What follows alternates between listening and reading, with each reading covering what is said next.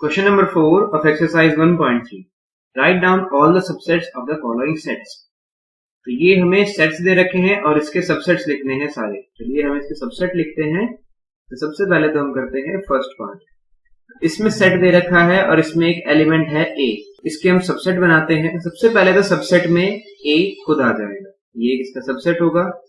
और इसके अलावा हमने पढ़ा है कि हर एक सबसेट का पार्ट होता है 5। जब भी हम सबसेट बनाते हैं तो 5 इसमें आता ही आता है। तो सेकंड पार्ट देखते हैं। सेकंड पार्ट में दो एलिमेंट है सेट के अंदर, ए एंड बी।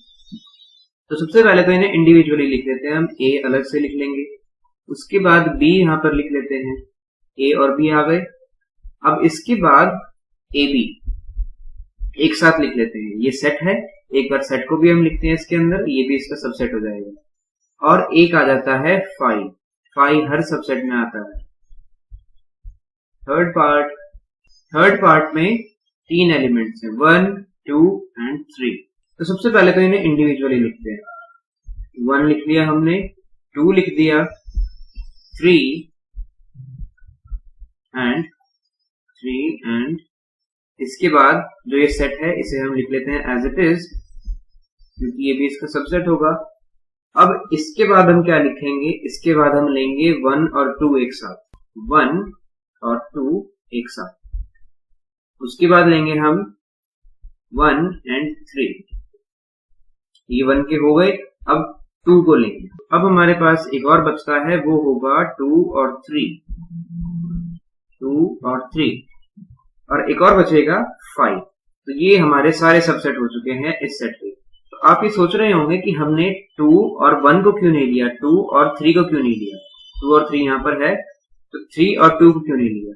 क्योंकि हम जब भी सेट या सबसेट बनाते हैं तो इसके अंदर की जो एलिमेंट्स हैं इनके ऑर्डर का कोई फर्क नहीं पड़ता। चाहे हम इसे 2 और 3 लिखें या फिर 3 और 2 लिखें, ये दोनों एक ही रहेंगे। चाहे हम इसे 1 और 3 लिखें या फिर 3 और 1 लिखें, तो ये सेम रहेंगे। इसलिए हमने इन्हें इतना ही लिया है, यहीं तक लिखेंगे इन्हें। और ये 5 लास्ट में हर सब्जेक्ट में आता है, हर सबसेट में आता है। अब फोर्थ पार्ट देखते हैं। फोर्थ पार्ट में है 5। तो 5 अपने आप में एक सबसेट है, तो इसमें क्या आएगा? इसमें सिर्फ 5 आएगा। तो ये 5 आ चुका है यहाँ।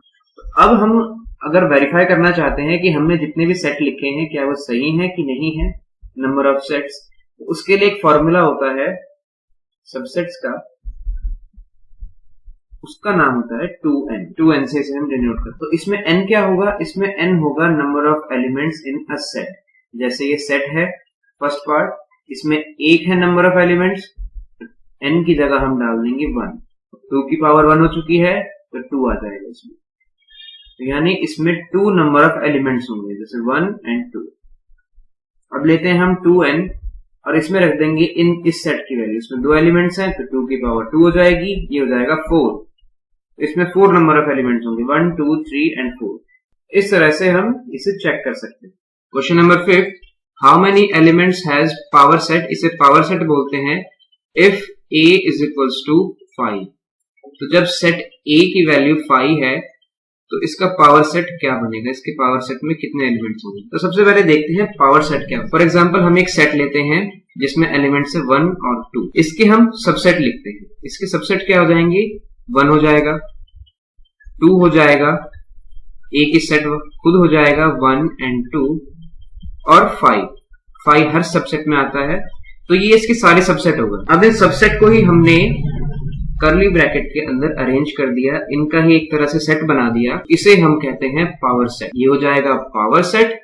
पावर सेट को सेट के बाहर हम P लगा देते हैं, इसे पावर सेट कहते हैं। पावर सेट का सिंबल है ये। और ये हो जाएगा नॉर्मल सेट। तो नॉर्मल सेट में और ये जो पावर सेट है इसमें डिफरेंस है। यहाँ पर 5 आ रहा है, यहाँ पर 5 नहीं है। तो पावर सेट में और सेट में डिफरेंस होता है। तो यही पूछा गया हमसे यहाँ पर कि अगर सेट की वैल्यू जो है 5 है तो इसके पावर सेट में कितने एलिमेंट्स होंगे? तो सबसेट ऑफ 5 हो जाएगा, सबसेट ऑफ 5 हो जाएगा 5 खुद, क्योंकि अपने आप में सबसेट है। अब इसका पावर सेट बनाते हैं। पावर सेट, तो ये सबसेट है, तो सबसेट को हम एक सेट के फॉर्म में लिखेंगे। इसके बाहर कर्ली ब्रैकेट्स लगा देंगे हम, तो ये एक पावर सेट बन जाता है। इसका पावर सेट ये है। अब इसके अंदर कितने एलिमेंट है?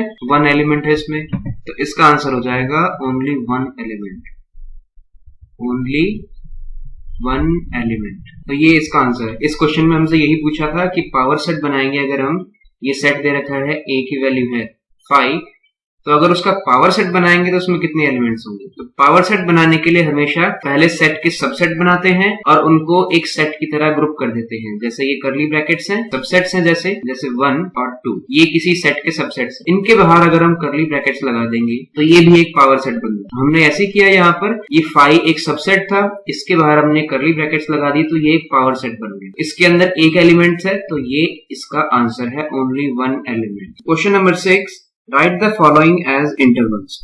तो ये एक तरह से सेट बिल्डर फॉर्म है, इसे हमें रोस्टर फॉर्म में ही कन्वर्ट करना है। यहाँ पर कुछ कंडीशन दे रखी है। x is such that x it belongs to real number, ये रियल नंबर का साइन है r, और इसके बाद इनकी वैल्यूज दे रखी हैं, कहां से स्टार्ट होते हैं और ये कहां पर खत्म होगी।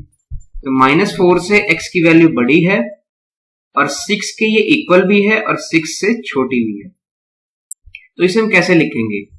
क्या हम इसे ऐसे लिखेंगे? -4, -3, -2, -1, 0 एंड अप टू 6। तो ये गलत होगा क्योंकि यहां पर ये दे रखा है एक रियल नंबर, और अगर हम इनकी बात करें तो ये है सिर्फ इंटीजर्स। तो रियल नंबर और इंटीजर्स में ये फर्क होता है। जैसे रियल नंबर्स हैं 1 और 2, ये इंटीजर्स हो गए, लेकिन जो रियल नंबर्स होते हैं उनमें इनकी बीच की वैल्यूज भी आ जाती हैं। जैसे 1.1, 1.2, 1.3, 1.4, तो ये वैल्यूज भी रियल नंबर्स के अंदर आती है, लेकिन ये इंटीजर्स का पार्ट नहीं होते। तो यहाँ पर ये रियल नंबर्स हैं और -4 से लेके 6 तक इनकी वैल्यूज बतानी है। तो इसे हम कैसे लिखेंगे? तो इसे लिखने के लिए सबसे पहले हम समझते हैं ओपन ब्रैकेट और क्लोज्ड ब्रैकेट।